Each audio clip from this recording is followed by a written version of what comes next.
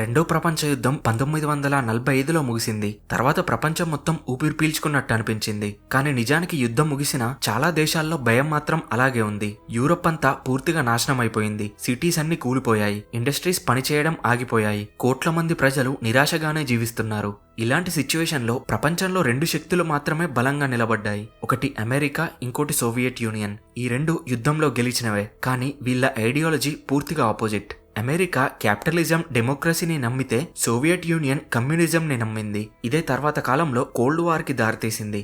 World war II యుద్ధం అయిపోయాక Soviet union తన సైన్యాన్ని ఈస్టర్న్ యూరోప్ లోనే ఉంచేసింది. పోలాండ్, హంగేరీ, రొమానియా, బల్గేరియా, చెకోస్లోవాకియా లాంటి దేశాల్లో కమ్యూనిస్ట్ గవర్నమెంట్స్ ఏర్పడ్డాయి. బయటికి ఇండిపెండెంట్ కంట్రీస్ లాగా కనిపించినా అవన్నీ సోవియట్ యూనియన్ మాస్కో కంట్రోల్లోనే ఉండేవి. ఇవన్నీ యూరోప్ లో ఈస్ట్ సైడ్ అంటే తూర్పు దేశాలు. ఈ దేశాలను చూసి వెస్టర్న్ యూరోప్ దేశాలకి ఒక పెద్ద భయం మొదలైంది.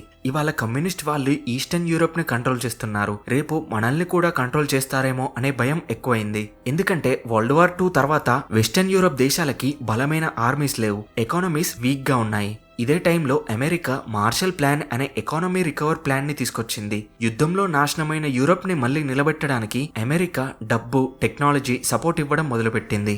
కానీ సోవియట్ యూనియన్ దీనిని ఒక పొలిటికల్ ట్రాప్ లాగా చూసింది. అమెరికా ఇన్ఫ్లుయెన్స్ లో ఉన్న దేశాలు ఈ ప్లాన్ తీసుకోకుండా సోవియట్ యూనియన్ అడ్డుకోవడానికి ట్రై చేసింది. దీనివల్ల యూరోప్ రెండు భాగాలుగా విడిపోయింది. ఒకటి వెస్టర్న్ బ్లాక్, ఇంకొకటి ఈస్టర్న్ బ్లాక్. ఇలా యూరోప్ విడిపోయింది. ఇదిలా ఉండగా జర్మనీ కంట్రీ యుద్ధం తర్వాత 4 భాగాలుగా విడిపోయింది. 3 భాగాలని అమెరికా, యూకే, ఫ్రాన్స్ కంట్రోల్ చేసి వన్ సైడ్ ఉన్నాయి. ఇవి క్యాపిటలిస్ట్ సైడ్. ఇంకో భాగాన్ని సోవియట్ యూనియన్ కంట్రోల్ చేసింది. జర్మనీ క్యాపిటల్ అయిన బెర్లిన్ సిటీ కూడా స్ప్లిట్ అయింది. అయితే 1948 జూన్లో సోవియట్ యూనియన్ వెస్ట్ బెర్లిన్ కి, అంటే అమెరికా, ఫ్రాన్స్, యూకే కంట్రోల్లో ఉన్న బెర్లిన్ సైడ్ కి వెళ్లే రోడ్, రైల్ సప్లై రూట్స్ అన్నింటినీ మూసేసింది. ఆకలితో, ప్రెషర్ తో వెస్ట్ బెర్లిన్ ని సోవియట్ యూనియన్ కి సరెండర్ చేయించడం కోసం సోవియట్ యూనియన్ అలా చేసింది. అమెరికా అండ్ దాని అల్లైస్ రోడ్స్ ద్వారా కాదు, స్కై ద్వారా అంటే హెలికాప్టర్స్ అండ్ ఏరోప్లేన్స్ ద్వారా సప్లైస్ పంపించడం మొదలుపెట్టారు. దీనినే బెర్లిన్ ఎయిర్ లిఫ్ట్ అంటారు. అలా ఫుడ్, ఫ్యూల్ ఇంకా ఇతర అన్నింటినీ ఎయిర్ క్రాఫ్ట్స్ ద్వారానే సప్లై చేశారు. ఇది ఒక రోజు కాదు, 2 రోజులు కాదు, ఆల్మోస్ట్ ఒక సంవత్సరం ఇలాగే సాగింది. డైలీ 3500 to 12,000 టన్స్ సరుకులు ఎయిర్ ద్వారా సప్లై అయ్యేవి. ఇప్పుడే వెస్టర్న్ యూరోప్ దేశాలు ఒక నిజాన్ని అర్థం చేసుకున్నాయి. ఇది మాటల యుద్ధం కాదు, మెల్లిగా మిలిటరీ యుద్ధంలా మారుతుంది అని. ఒంటరిగా ఉంటే ఎవరూ సర్వైవ్ కాలేరు. ఏదైనా ఒక దేశం మీద సోవియట్ యూనియన్ దాడి చేస్తే మిగిలిన దేశాలు చూస్తూ ఉండిపోతే ఒక్కొక్కటిగా అందరూ సోవియట్ యూనియన్ కి లొంగిపోతారు. అందుకే కలెక్టివ్ డిఫెన్స్ అనే కాన్సెప్ట్ ముందుకు వచ్చింది. అంటే ఒక దేశంపై అటాక్ జరిగితే అది ఆ ఒక్క దేశంపై జరిగిన అటాక్ లా కాకుండా అందరి మీద అటాక్ లాగా తీసుకోవాలి. ఈ ఐడియా మీదనే నాటో పుట్టింది. అమెరికా, కెనడా లాంటి నార్త్ అమెరికా దేశాలు కూడా ఇందులో చేరడానికి ఒప్పుకున్నాయి. ఎందుకంటే యూరోప్ కంట్రీస్ సోవియట్ లో పడిపోతే తర్వాత టార్గెట్ అమెరికా కాంటినెంట్ అనే భయం అమెరికా అండ్ కెనడాకి ఉంది. ఇలా డిస్కషన్స్, నెగోసియేషన్స్, ప్లానింగ్స్ అన్ని జరిగి చివరికి 1949 ఏప్రిల్ 4 రోజు అమెరికాలోని వాషింగ్టన్ లో ఒక ట్రీటీ మీద సంతకాలయ్యాయి. దీనినే North Atlantic Treaty Organization, NATO అని అంటారు. ఆ ట్రీటీతోనే నాటో అఫీషియల్ గా బోర్న్ అయింది. మొదటగా 12 దేశాలు సభ్యులుగా చేరాయి. America, Canada, Britain, France, Italy, Belgium, Netherlands, Luxembourg, Denmark, Norway, Iceland, Portugal. చాలా మందికి నాటో అంటే వార్ ట్యాంక్స్, జెట్స్, సోల్జర్స్ మాత్రమే అనిపిస్తుంది. కానీ నిజానికి నాటో అనేది ప్రపంచంలోనే అత్యంత హైడెన్ లేయర్ సిస్టమ్. ఉదాహరణకి నాటోకి తన సొంత ఆర్మీ లేదు. అవును, నాటో ఒక కంట్రీ కాదు, అలియన్స్ మాత్రమే. సోల్జర్స్ అందరూ ఇండివిజువల్ కంట్రీస్ నుండే వస్తారు. నాటో కమాండ్ ఇస్తుంది. కానీ ఆర్మీ ఓనర్షిప్ మాత్రం ఎవరి కంట్రీస్వి వారి దగ్గరే ఉంటాయి. అంటే నాటోలో వార్ ఫైట్ చేస్తే కూడా ఏ దేశం ఎంత కాంట్రిబ్యూట్ చేయాలనేది పొలిటికల్ డిసిజనే. అందుకే నాటో పవర్ఫుల్ అయినా పొలిటికల్ గా స్లోగా ఉంటుంది. నాటోలో అత్యంత పవర్ఫుల్ రూల్ ఆర్టికల్ 5. దీనిని సింపుల్ గా చెప్పాలంటే ఒక్కరిపై దాడి అంటే అందరిపై దాడి. ఈ ఒక్క లైన్ వల్లే నాటో ఒక స్ట్రాంగ్ మిలిటరీ అలియన్స్ అయింది. సోవియట్ యూనియన్ కి కూడా తెలుసు నాటోలోని చిన్న దేశంని ఆక్యుపై చేయాలని చూసినా, దాడి చేసినా అమెరికా లాంటి సూపర్ పవర్ తో డైరెక్ట్ వార్ వస్తుంది అని. ఇలా సోవియట్ యూనియన్ నుండి ఇతర కంట్రీస్ ని కాపాడుకోవడానికి అండ్ సోవియట్ యూనియన్ ఏ కంట్రీని ఆక్యుపై చేయకుండా ఉండడానికి ఈ రూల్ రిస్ట్రిక్ట్ చేసింది. నిజానికి కోల్డ్ వార్ మొత్తం కాలంలో నాటో కంట్రీస్ మరియు సోవియట్ యూనియన్ డైరెక్ట్ వార్లోకి వెళ్ళకపోవడానికి ఇదే రీజన్. అయితే సోవియట్ యూనియన్ మాత్రం నాటోని శాంతి కోసం ఏర్పడిన ఆర్గనైజేషన్ లా చూడలేదు. సోవియట్ యూనియన్ కి నాటో ఒక థ్రెట్ లాగా, ఒక అడ్డంకిలాగా కనిపించింది. అందుకే 1955లో సోవియట్ యూనియన్ తన మిత్ర దేశాలతో కలిసి వార్సా ప్యాక్ట్ అనే మిలిటరీ అలియన్స్ ని ఏర్పాటు చేసింది. ఇందులో Soviet Union, Albania, Bulgaria, Czechoslovakia, East Germany, Hungary, Poland, Romania దేశాలున్నాయి. వార్సా ప్యాక్ట్ తో యూరప్ కాంటినెంట్ పూర్తిగా 2 మిలిటరీ క్యాంప్స్ గా విడిపోయింది. ఒకవైపు నాటో, ఇంకోవైపు వార్సా ప్యాక్ట్. కంట్రీ బార్డర్స్ దగ్గర మిలిటరీ ట్యాంక్స్, మిజైల్స్, సోల్జర్స్ అన్నీ రెడీగా ఉండేవి. చిన్న మిస్టేక్ జరిగినా వరల్డ్ వార్ 3 వచ్చే సిచ్యువేషన్స్ ఉండేవి. అయితే నాటో వాలంటరీ అలియన్స్, అంటే దేశాలు తమ ఓన్ చాయిస్ తో జాయిన్ అయ్యాయి అండ్ వాళ్ళకి నచ్చిన టైంలో ఎగ్జిట్ అయ్యే ఆప్షన్ కూడా ఉంది. డిసిజన్స్ కలిసికట్టుగా తీసుకుంటారు. చిన్న దేశాలకు కూడా వాళ్ళ ఒపీనియన్ అండ్ డిసిజన్ చెప్పే రైట్ అండ్ ఫ్రీడమ్ ఉంటుంది. కానీ వార్సా ప్యాక్ట్ లో అలా కాదు. అది సోవియట్ యూనియన్ డామినెన్స్ తో నడిచేది. అందులో ఉండే దేశాలు థియరిటికల్ గా ఇండిపెండెంట్ గా డిసిజన్ తీసుకోవడం అండ్ ఒపీనియన్స్ చెప్పడం ఉన్నా ప్రాక్టికల్ గా మాత్రం సోవియట్ యూనియన్ ఆర్డర్స్ ఫాలో అవ్వాల్సిందే. 1956లో హంగేరీ దేశం, 1968లో చెకోస్లోవేకియా దేశం సోవియట్ లైన్ కి వ్యతిరేకంగా మాట్లాడినప్పుడు వాటిపై సోవియట్ మిలిటరీ ఒత్తిడి చేసింది. కానీ నాటోలో అలాంటి ఇంటర్నల్ మిలిటరీ అణిచివేత ఎప్పుడూ జరగలేదు. ఎకానమిక్ సైడ్ లో కూడా డిఫరెన్స్ ఉంది. NATO countries free market economies, innovation, military టెక్నాలజీలో ఇండిపెండెంట్ గా ఎదిగాయి. Warsaw pact countries centrally planned economies, అంటే సోవియట్ లీడింగ్ వల్ల స్లోగా ఎదిగాయి. కాలం గడిచింది. 1991లో సోవియట్ యూనియన్ కూలిపోయింది. Soviet Union Russia, Ukraine, Belarus ఇలా 15 దేశాలుగా డివైడ్ అయ్యాయి. వార్సా ప్యాక్ట్ కథ ముగిసింది. అయితే చాలా మంది ఇప్పుడు నాటో కూడా అవసరం లేదు, అది ఎండ్ అవుతుంది అనుకున్నారు. కానీ అలా జరగలేదు. నాటో ఇంకా ఎక్స్పాండ్ అయ్యింది. ఈస్టర్న్ యూరోప్ లో అంతకుముందు సోవియట్ ఆధీనంలో ఉండే రొమేనియా, బల్గేరియా ఇలా 7 దేశాలు కూడా నాటోలో చేరాయి. ఇది రష్యాకి ఇంకా ఎక్కువ భయాన్ని కలిగించింది. ఇప్పటికీ రష్యా నాటో టెన్షన్స్ కొనసాగుతూనే ఉన్నాయి. యుక్రెయిన్ వార్ లాంటి కాన్ఫ్లిక్ట్స్ లో నాటో ఇండైరెక్ట్ గా ఇన్వాల్వ్ అవుతుంది. అంటే నాటో ఒక కోల్డ్ వార్ లో వచ్చిన ప్రోడక్ట్ అయినా అది కాలంతో పాటు రోల్ మార్చుకుంటూ ఇప్పటికీ ప్రపంచ పాలిటిక్స్ లో ఒక మెయిన్ పవర్ లాగా కొనసాగుతుంది. అయితే సోవియట్ యూనియన్ ఉన్న రోజుల్లో రష్యా తనని తాను ఒక సూపర్ పవర్ గా చూసేది. ఈస్టర్న్ యూరోప్ దేశాలన్నీ సోవియట్ ఇన్ఫ్లుయెన్స్ లో ఉండేవి. దీనివల్ల వెస్ట్ నుండి, అంటే క్యాపిటలిస్ట్ కంట్రీస్ నుండి direct military threat Russia borders కి రాదు అనే కాన్ఫిడెన్స్ ఉండేది. కానీ 1991లో సోవియట్ యూనియన్ కొలాప్స్ అయిన తర్వాత ఆ జోన్ ఒక్కొక్కటిగా కూలిపోయింది. ఆ దేశాలు తర్వాత నాటోలో జాయిన్ అవ్వడం మొదలు పెట్టాయి. రష్యా పాయింట్ లో చూస్తే ఇది ఒక వెన్నుపోటులా కనిపిస్తుంది. సోవియట్ యూనియన్ కొలాప్స్ అయ్యే చివర్లో కూడా నాటో ఈస్ట్ వైపు ఎక్స్పాండ్ అవ్వదు అనే ప్రామిసెస్ ఈస్ట్ కంట్రీస్ ఇచ్చారని రష్యా చెప్పింది. కానీ ఆ ప్రామిసెస్ పేపర్ మీద లేవు. ఇప్పుడు నాటో మిజైల్స్, రేడార్స్, ట్రూప్స్ అన్ని రష్యా బార్డర్స్ దగ్గరికి వచ్చేసాయి. దీనిని రష్యా డైరెక్ట్ సెక్యూరిటీ థ్రెట్ గా చూస్తుంది. వెస్టర్న్ అండ్ క్యాపిటలిస్ట్ థింకింగ్ మరియు ఐడియాలజీ వారి బార్డర్స్ వరకు వచ్చాయి అండ్ ఇవి ఎక్కడ రష్యాకి వస్తాయో అని రష్యాకి చిన్న ఫియర్. అందుకే నాటో అంటే రష్యాకి మిలిటరీ థ్రెట్ మాత్రమే కాదు, కల్చర్ మరియు పొలిటికల్ థ్రెట్ కూడా. ఇప్పుడు యుక్రెయిన్ వార్ లో నాటో రోల్ గురించి మాట్లాడితే టెక్నికల్లీ నాటో యుక్రెయిన్ లో ఫైట్ చేయలేదు. యుక్రెయిన్ నాటో ఫుల్ మెంబర్ కూడా కాదు. కానీ ప్రాక్టికల్ గా చూస్తే నాటో ఇండైరెక్ట్ గా పెద్ద రోల్ ప్లే చేస్తుంది.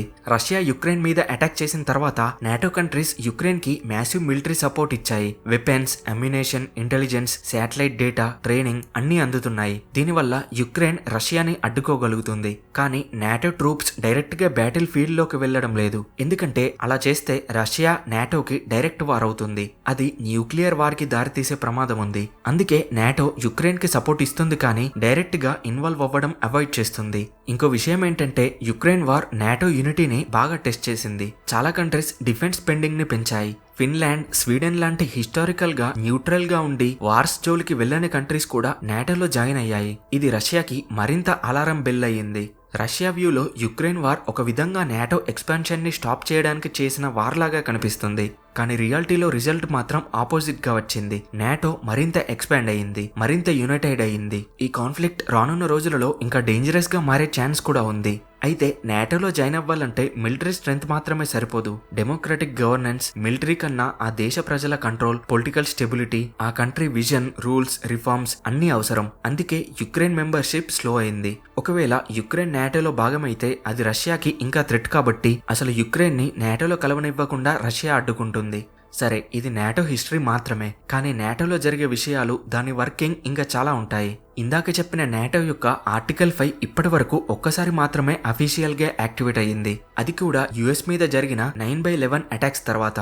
వరల్డ్ హిస్టరీలో బిగ్గెస్ట్ మిలిటరీ అలియన్స్ అయిన కలెక్టివ్ డిఫెన్స్ ఒక్కసారి మాత్రమే యూజ్ చేయబడింది. యుఎస్ లో జరిగిన టెర్రరిస్ట్ అటాక్ తర్వాత యుఎస్ తో పాటు ఇతర నాటో కంట్రీస్ యొక్క ఎయిర్ క్రాఫ్ట్స్ అన్ని యుఎస్ఏ మొత్తం కవర్ చేసి పెట్రోలింగ్ చేశాయి. కోల్డ్ వార్ మొత్తంలో సోవియట్ యూనియన్ తో క్లాషెస్ ఉన్నా కూడా ఈ ఆర్టికల్ 5 ట్రిగర్ అవ్వలేదు. నాటోలో ఒక కంట్రీ కంబైన్ ఆర్మీ లాగా ఉండకపోయినా NATO countries world's most intelligence ని కలిగి ఉన్నారు. వాళ్ళు satellites, radar data, submarine movements ఇలా చాలా నెట్వర్క్స్ ని రియల్ టైమ్ లో షేర్ చేసుకుంటారు. ఒక నాటో కంట్రీ థ్రెట్ ని డిటెక్ట్ చేస్తే సెకండ్స్ లో అన్ని కంట్రీస్ కి రీచ్ అవుతుంది. ఇది గూగుల్ మ్యాప్స్ లా సింపుల్ కాదు, మిలిటరీ గ్రేడ్ ఎన్క్రిప్టెడ్ నెట్వర్క్. ఈ సిస్టమ్ లేకపోతే యుక్రెయిన్ వార్ లో రష్యా మూవ్మెంట్స్ ముందే డిటెక్ట్ చేయడం నాటోకి అండ్ యుక్రెయిన్ కి ఇంపాసిబుల్ అయ్యేది. నాటో ఒక న్యూక్లియర్ అలియన్స్ కూడా. అన్ని కంట్రీస్ న్యూక్లియర్ వెపన్స్ ని కలిగి ఉండవు, కానీ నాటోలో న్యూక్లియర్ షేరింగ్ అగ్రిమెంట్స్ ఉన్నాయి. కొన్ని non nuclear countries NATO nuclear machines కి అంటే ఎయిర్ క్రాఫ్ట్స్ నడపడానికి, మిజైల్స్ లాంచ్ చేయడానికి ట్రైన్ అవుతాయి. ఇది కేవలం ఏదైనా కంట్రీ దాడి చేస్తే వాటిని ఆపడం కోసం మాత్రమే అని నాటో చెప్తుంది. కానీ ఇది కూడా కాంట్రవర్షియల్ అగ్రిమెంట్.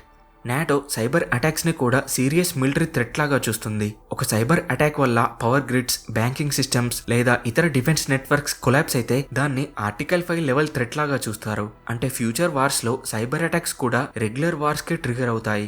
మొదటగా 12 కంట్రీస్ గా స్టార్ట్ అయిన నాటో సోవియట్ యూనియన్ అండ్ తర్వాత రష్యాపై భయంతో ఒక్కొక్క కంట్రీ నాటోలో జాయిన్ అయ్యింది. గ్రీస్ మరియు టర్కీ హిస్టరీలో ఎనిమి కంట్రీస్ లాగా ఉన్నాయి.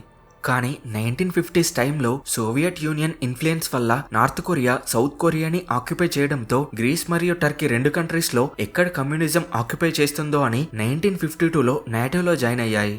ఇక రష్యా 2014లో యుక్రెయిన్ పై అటాక్ చేయడంతో మిగతా కంట్రీస్ ఈ నాటోలో జాయిన్ అవ్వడం పెరిగింది. ప్రజెంట్ నాటోలో 32 దేశాలు సభ్యులుగా ఉన్నాయి. నాటో డిసిజన్స్ అన్ని ఇండిపెండెంట్, మెజారిటీ రూల్ లేదు. ఒక చిన్న కంట్రీ నో అంటే ఓల్డ్ డిసిజన్ ఇమీడియట్ గా తీసుకోరు. ఇమాజిన్ 30 కంట్రీస్ అగ్రి అయినా ఒక్క కంట్రీ ఆపోజ్ చేస్తే ఆపరేషన్ మొత్తం డిలే అవుతుంది. ఇది ఎమర్జెన్సీస్ టైంలో చాలా ఎఫెక్ట్ చేస్తుంది. నాటోకి అఫీషియల్ లాంగ్వేజ్ 2 మాత్రమే, అవి ఇంగ్లీష్ మరియు French. Germany, Italy, Turkey, Poland, Spain అన్ని బిగ్ మెంబర్స్ అయిన అఫీషియల్ డాక్యుమెంట్స్ మాత్రం ఈ 2 లాంగ్వేజెస్ లోనే ఉంటాయి. ఇది ఫ్రాన్స్ ఇన్ఫ్లుయెన్స్ వల్ల వచ్చింది. ఫ్రాన్స్ ఒక టైంలో అంటే 1966 నుండి 2009 కాలంలో నాటోలో మిలిటరీ కమాండ్ నుండి ఎగ్జిట్ అయింది. కానీ నాటో నుండి ఎగ్జిట్ కాలేదు. మిలిటరీ లేకపోయినా కూడా నాటోలో మెంబర్ గా ఉండవచ్చు. మరొక సర్ప్రైజింగ్ విషయం ఏంటంటే నాటోలో ఐస్లాండ్ లాంటి కంట్రీకి ఆర్మీ లేదు, జీరో ఆర్మీ, అసలు ట్యాంక్స్ లేవు, సోల్జర్స్ కూడా లేరు. అయినా నాటోలో మెంబర్. ఎందుకంటే నాటోలో మిలిటరీ స్ట్రెంగ్త్ మాత్రమే కాదు, స్ట్రాటజిక్ లొకేషన్ కూడా పవర్. ఐస్లాండ్ నార్త్ అట్లాంటిక్ లో క్రిటికల్ పొజిషన్ లో ఉండడంతో అది నాటోకి చాలా వాల్యుబుల్ లొకేషన్ అయింది. అక్కడ నాటోకి సంబంధించిన ఎయిర్ క్రాఫ్ట్స్, సబ్మెరైన్స్ అండ్ ఇతర స్టోరేజ్ ని స్టోర్ చేసుకోవచ్చు అండ్ అబ్జర్వేషన్స్ అక్కడ నుండి చేయవచ్చు. ఇప్పుడు ఇండియా ఎందుకు నాటోలో లేదు అనే క్వశ్చన్ అనుకుంటే దానికి హిస్టారికల్, పొలిటికల్, స్ట్రాటజిక్ కారణాలు చాలా ఉన్నాయి. ఇండియా ఇండిపెండెన్స్ వచ్చిన తర్వాత మొదటి నుండే నాన్ అలైన్మెంట్ పాలసీ తీసుకుంది. అంటే ఏ మిలిటరీ బ్లాక్ కి, ఏ అలియన్స్ కి పూర్తిగా అటాచ్ కాకూడదు అన్నది ఇండియా యొక్క కోర్ ఫిలాసఫీ. కోల్డ్ వార్ టైంలో కూడా ప్రపంచం 2 క్యాంప్స్ గా స్ప్లిట్ అయినప్పుడు కూడా ఇండియా ఈ రూల్ నే ఫాలో అయింది. నాటోలో జాయిన్ అవ్వాలంటే యుఎస్ లీడ్ చేసే మిలిటరీ కమిట్మెంట్స్ తీసుకోవాలి. అది ఇండియా ఫారెన్ పాలసీకి సరిపోదు. ఇంకో ముఖ్యమైన విషయం జియోగ్రఫీ. నాటో నార్త్ అట్లాంటిక్ ప్రాంతంకి సంబంధించిన అలియన్స్. ఇండియా లొకేషన్ పరంగా దానికి బయట ఉంది. అంతేకాదు ఇండియాకి రష్యాతో డిఫెన్స్ లోను అండ్ హిస్టరీ పరంగా చాలా కాలం నుండి మంచి రిలేషన్ ఉంది. చాలా ఇయర్స్ నుండి ఇండియన్ మిలిటరీ ఎక్విప్మెంట్ లో పెద్ద భాగం Soviet union and Russia origin నుండే వచ్చాయి. మనకి చాలా యుద్ధాలలో రష్యా సబ్మెరైన్స్ పంపించడం, ఎయిర్ క్రాఫ్ట్స్ పంపించడం ఇలా ఇండియాకి చాలా హెల్ప్ చేసింది. ఒకవేళ నాటోలో జాయిన్ అయితే రష్యాతో రిలేషన్స్ పూర్తిగా స్పాయిల్ అయ్యే ఛాన్స్ ఉంటుంది. అలాగే నాటో మెంబర్షిప్ అంటే కలెక్టివ్ డిఫెన్స్ చేయాలి. అంటే ఏదైనా నాటో కంట్రీ ఎక్కడైనా వార్లోకి దిగితే ఇండియా కూడా ఇన్వాల్వ్ అవ్వాల్సి వస్తుంది. ఇండియా ఎప్పుడు అలాంటి ఐడియాలజీని అణిగి ఉండదు. మన ఇంట్రెస్ట్ మనదే, ఎవరి వార్లోనో మనం ఆటోమేటిక్ గా పడకూడదు అనే మైండ్ సెట్ వల్లే ఇండియా నాటోకి దూరంగా ఉంది. కానీ జస్ట్ కొంతవరకు మాత్రం కోఆపరేషన్ ఉంటుంది. మిలిటరీ ఎక్సర్సైజెస్, టెక్నాలజీ షేరింగ్ లాంటి విషయాల్లో ఇండియా నాటో కంట్రీస్ తో కొంచెం ఇంటరాక్షన్ ఉంటుంది. కానీ నాటోలో ఫుల్ మెంబర్ కాదు. నాటో ఎందుకు సర్వైవ్ అయ్యింది అంటే అది తన రోల్ ని కాలానికి తగ్గట్టుగా మార్చుకుంటూ వచ్చింది. సోవియట్ థ్రెట్ తర్వాత నాటో కంట్రీస్ కి టెర్రరిజం, సైబర్ థ్రెట్స్, ప్రాంతాల పరంగా ఇన్స్టెబిలిటీ, ఇప్పుడు మళ్ళీ రష్యా. స్ట్రక్చర్స్ ఏమైనా పర్పస్ ఎవాల్వ్ అవుతూ వచ్చింది. మొత్తం మీద నాటో ఎలా ఏర్పడిందంటే 2వ ప్రపంచ యుద్ధం తర్వాత వచ్చిన భయం, Soviet union and communism expansion, Europe లో బలహీనత, సర్వైవల్ అవసరం, ఇవన్నీ కలిసి నాటో జన్మించింది. Thanks for watching.